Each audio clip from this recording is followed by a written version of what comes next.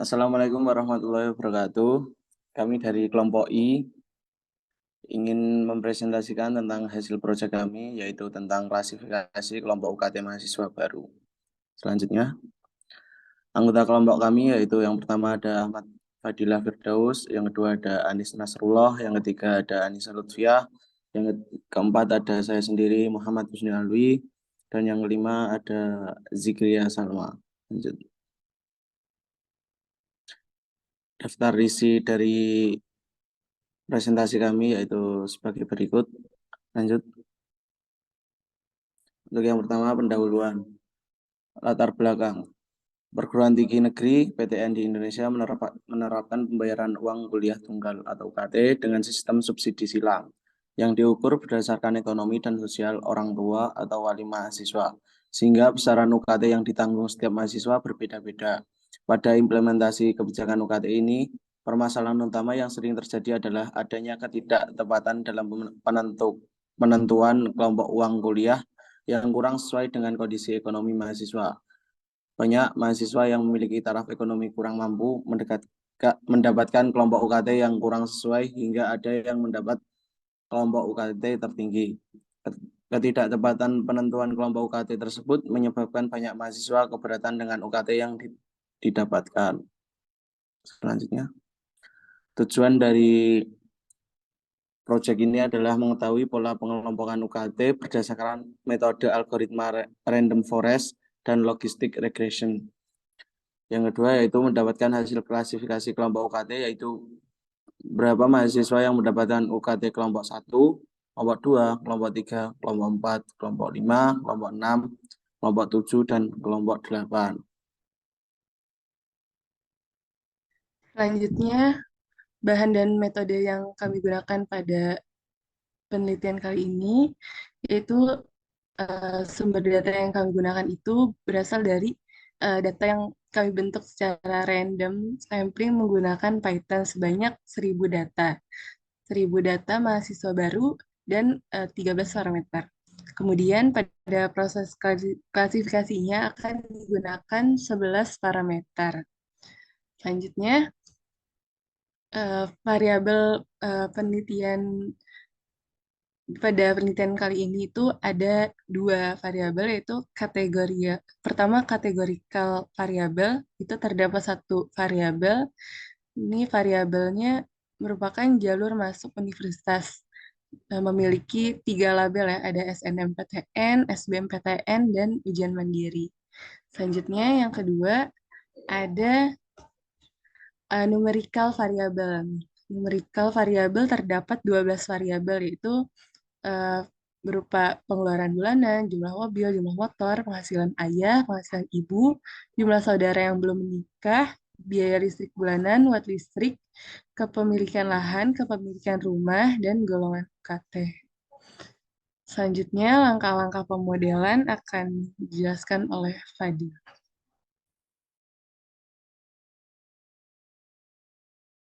Oke, mungkin untuk langkah-langkah pemodelan kita pindah ini ke Python ya teman-teman.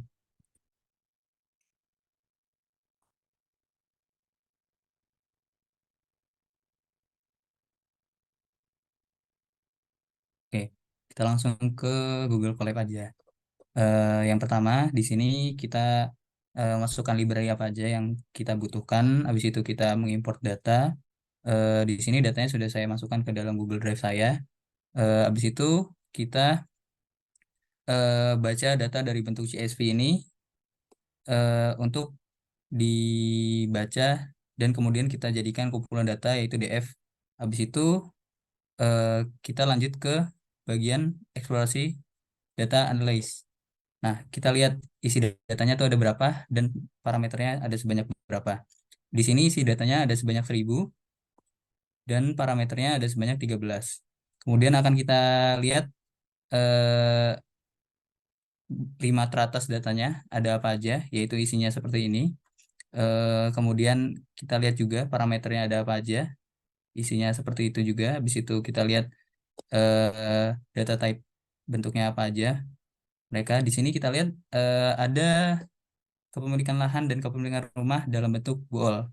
Nah, dalam bentuk bool ini saya ingin merubah ke dalam integer dengan menggunakan codingan seperti ini. Lalu data yang tadinya berbentuk bool berubah menjadi bentuk integer.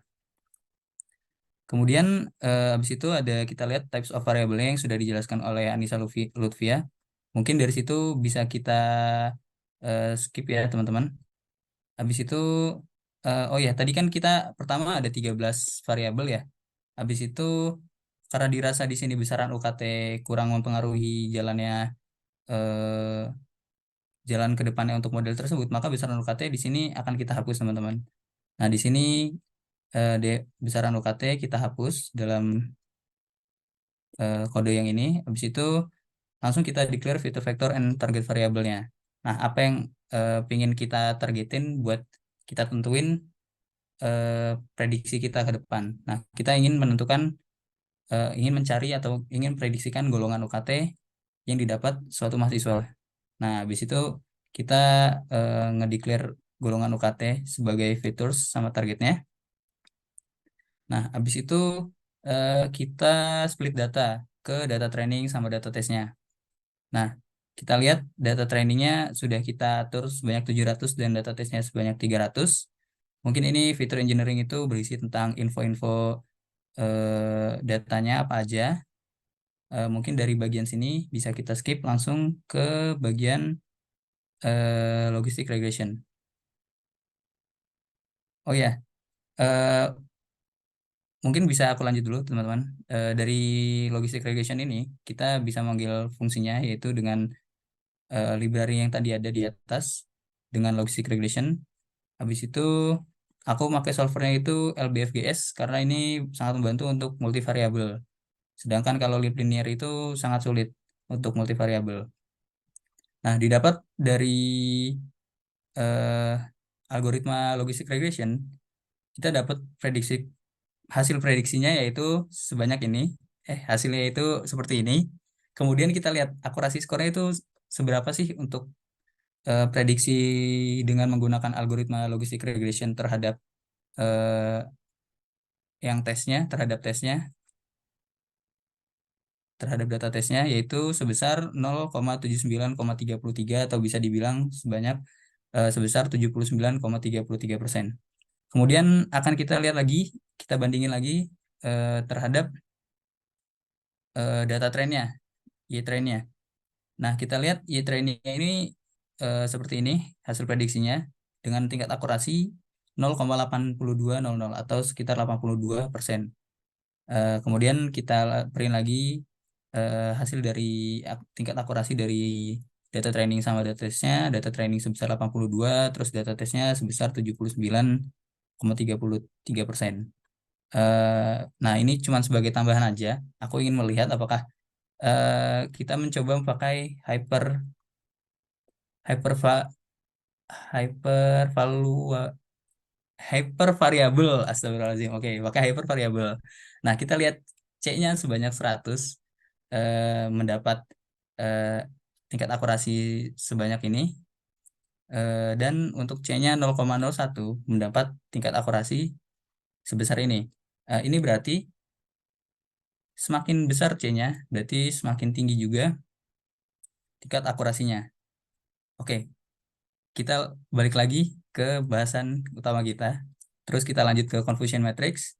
Kita lihat confusion matrixnya berbentuk 5 kali 5. Kenapa 5 kali 5 teman-teman? Karena di sini yang tadi kita generate data tadi itu ternyata isinya cuman golongan UKT-nya itu cuman ada golongan UKT 2, 3, 4, 5, dan 6. Jadi matriksnya 5 kali 5. Kenapa 5 kali 5? Yang pertama itu ini grafik confusion matrix dari Y test terhadap Y prediksi tesnya. Nah, terus ini mungkin kita cuman hanya melihat true positif, true negatif, false positif, false negatifnya dari perspektif golongan 2 terhadap golongan 3, teman-teman. Oke, mungkin kita lanjut. Ini mungkin table confusion matrixnya. Habis itu kita lihat classification reportnya. Kita lihat dari yang data tes tadi, Untuk golongan 2 ada 99, sebanyak 99. Untuk eh, golongan 3 sebanyak 20, golongan 4 sebanyak 81, golongan 5 sebanyak 82, dan golongan 6 sebanyak 12. Eh, Terus kita lihat akurasinya sebesar 0,79%. 0,79 atau 79%. Nah, ini tadi juga kita lihat klasifikasi akurasi dan klasifikasi errornya terhadap dari golongan 2 terhadap golongan 3. Mungkin ini bisa kita skip langsung ke bagian ROC AUC. Nah, ini grafik ROC yang kita dapat baik dari golongan 2, 3, 4, 5, dan 6. Ini kelas 1 golongan 2, kelas 2 golongan 3, kelas 3 golongan 4, kelas 4 golongan 5, dan kelas 5 golongan 6 dengan rata-rata AUC-nya itu 0,80. Terus kemudian kita lanjut ke model random forest regression. Nah, kita balik tadi kita manggil fungsinya dengan tadi random forest classifier. Terus abis itu kita result lagi, kita prediksi lagi hasilnya. Ini prediksi terhadap data test. Terus kita lihat tingkat akurasinya terhadap data test sebesar 0,8767. Kemudian kita compare dengan data trainnya. Setelah kita lihat akurasi data trainnya itu sebesar 1,00 atau 100%. Terus kita print lagi untuk tingkat akurasi data tes sama data trainnya. Untuk data tesnya sebesar 100% dan data setnya sebesar 87,67%. Terus kita lanjut ke bagian confusion matrix. Nah, ini confusion matrix sama kayak tadi ya teman-teman. 5 kali 5 kenapa ya? Karena tadi hanya kita pakai multivariable, ada 5 kelas, ada 5 golongan yang ada di data kita, golongan 2, 3, 4, 5, dan 6. Habis itu ini juga true positif, true negatif, false positif, false negatifnya golongan 2 terhadap golongan 3. Habis itu kita lihat tabel confusion matrixnya. Kemudian ini ada classification reportnya dari model random forest. Terlihat untuk golongan 2 ada 99, golongan 3 ada 26, golongan 4 ada 81, golongan 5 ada 82, golongan 6 ada 12. Apakah ini berbeda dengan yang logistic regression? Tidak, ternyata sama berarti, teman-teman. Oke, oke, mungkin kita lanjut dulu. Ini akurasinya sebesar 0,88 atau 88%, dan ada sebanyak 300 data karena ini terhadap data tesnya. Habis itu ini sama kayak tadi.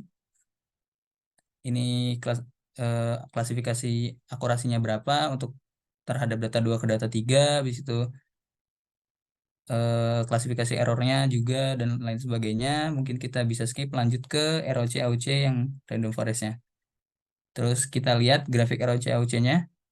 Ini sama kayak tadi, kelas 1 golongan 2, kelas 2 golongan 3. Yang lainnya ini analog. Terus habis itu dengan kita dapat main AUC-nya itu sebesar 0,93 atau 93%. Terus kita lihat perbandingan kedua model tersebut. Kita lihat perbandingannya. Untuk data aktualnya, ini kita lihat yang 5 ini cuman kita lihat 5 teratas saja ya teman-teman dari data tesnya. Terus kita lihat untuk aktualnya itu golongan 5, 4, 5, 5, dan 2. Sedangkan untuk logistic regression prediction-nya itu 5, 4, 5, 5, 2, dan RF prediction-nya 5, 4, 5, 5, 2. Nah, mungkin di sini kebetulan kita dapat sama golongan UKT-nya untuk yang data aktual, logistic regression, dan RF prediction-nya. Tapi kita lihat lagi tadi untuk logistic regression tingkat akurasinya sebesar 79%, dan untuk random forest tingkat akurasinya sebesar 88%. Terus kita mencoba ya membuat heat map korelasi logistic regression-nya. Terus abis itu ini korelasi random forest-nya juga heat map-nya. Di sini ini keduanya antara logistic regression dan random forest-nya.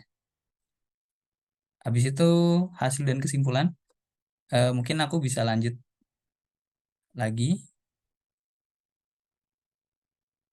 Eh, Mungkin bisa dilanjut.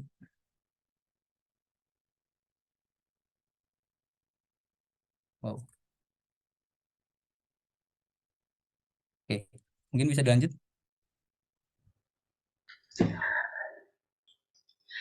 Oke, di sini saya akan mencoba untuk membahas hasil dan analisis dari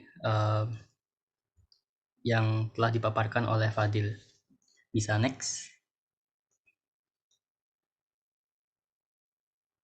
Jadi untuk rangkumannya, dari 1000 data yang kita peroleh, kita ambil 700 data untuk data training dan 300 data untuk data tes. Selanjutnya, data tersebut akan kita analisis menggunakan logistic regression dan random forest. Bisa next. Oke, ini tadi codingan untuk training model logistic regression. Nah, dari codingan yang sebelumnya tadi, kita peroleh hasil prediksi berupa array yang dimana isi dari array tersebut adalah hasil prediksi logistic regression. Nah, angka-angka yang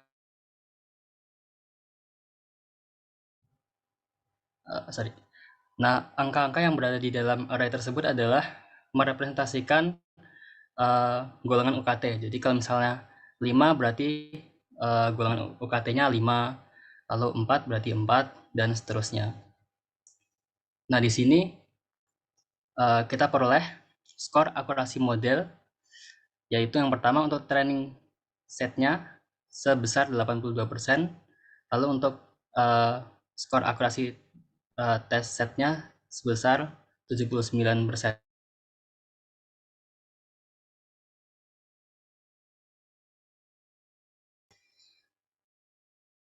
Untuk bagian rows atau rows itu merepresentasikan data yang true atau yang benar. Lalu untuk yang kolomnya itu yang prediksi gitu. Nah, selanjutnya ini merupakan klasifikasi Cognition Matrix.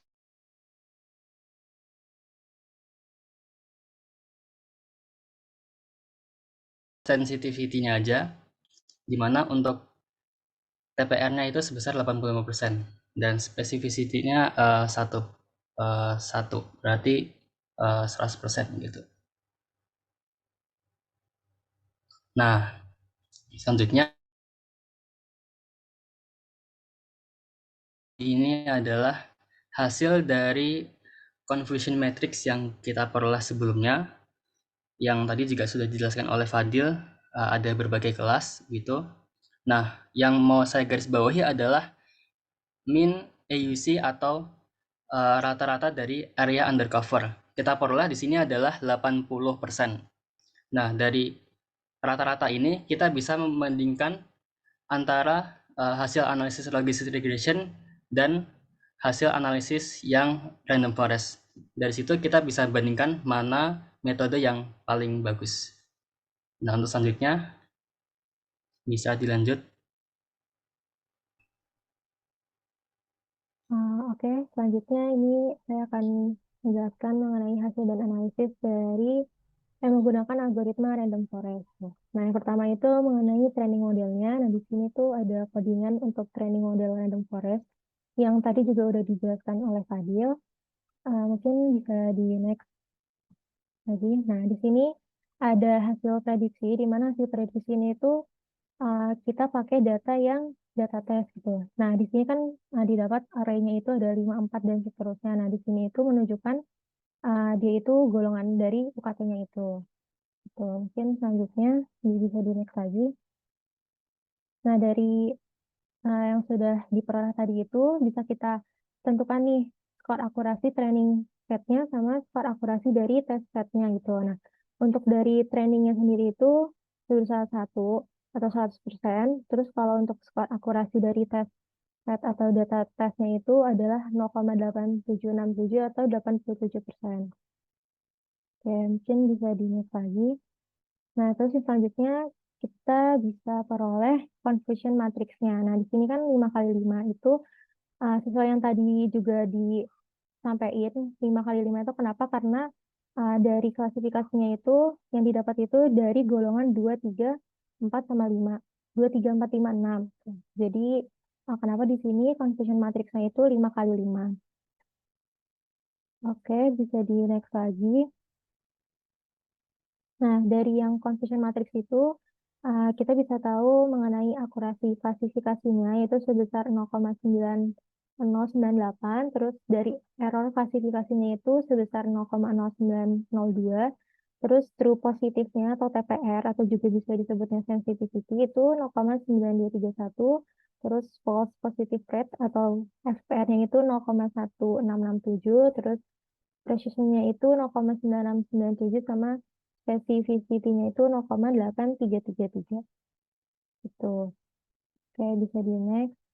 Nah, di sini itu grafik dari ROC atau Receiver Operating Characteristic sama AUC-nya itu area under kurva di bawah ROC ya. Nah, tadi kan didapat tuh yang logistiknya itu kan rata-rata dari AUC-nya itu 0,8 ya. Kita 0,8. Nah, dengan algoritma random forest ini kita peroleh rata-rata dari AUC-nya itu sebesar 0,93. Nah, untuk yang keterangan dari kelas 1, 2, 3, 4, 5 sendiri itu, kelas 1 itu menunjukkan dia golongan kedua, terus kelas 2 itu dia menunjukkan golongan ketiga, dan seterusnya. Nah, ini grafik ROC-nya. Nah, sehingga bisa kita ambil nih kesimpulan dari klasifikasi kita menggunakan dua algoritma ya. Yang pertama tadi logistic regression sama random forest gitu. Nah, dari penelitian dan hasil yang sudah dijabarkan tadi itu bisa kita peroleh nih kesimpulannya. Nah, itu terdapat 11 parameter yang mempengaruhi klasifikasi UKT dari mahasiswa baru gitu. Yang pertama itu adalah pengeluaran bulanan, yang kedua jumlah kendaraan mobil, terus yang ketiga jumlah kendaraan motor, keempat penghasilan ayah, penghasilan ibu, jumlah saudara yang belum menikah, biaya listrik bulanan, terus watt listrik, terus kepemilikan rumah, kepemilikan lahan, dan jalur masuk universitas. Nah, di jalur masuk universitas ini juga nantinya ada 3. Itu bisa dia masuk lewat SNMPTN, SBMPTN, atau dia lewat jalur mandiri. Nah, terus kesimpulan kedua itu dari penelitian ini kita menggunakan random forest dan logistic regression itu sebagai pembanding gitu. Kita akan membandingkan algoritma mana yang lebih baik gitu antara kedua metode itu. Nah, terus yang ketiga, yang tadi sudah dijabarkan juga, kita bisa peroleh skor akurasi untuk kedua model. Itu yang pertama untuk logistic regression-nya sendiri itu sebesar 0,7933, dan untuk yang random forest sendiri itu sebesar 0,8767. Nah, dari hasil akurasi kedua model ini tuh bisa kita lihat gitu kan, menunjukkan bahwa kedua model ini tuh melakukan tugasnya itu dengan sangat baik dalam memprediksi golongan UKT mahasiswa baru. Oke, mungkin bisa di next. Selanjutnya itu yang keempat.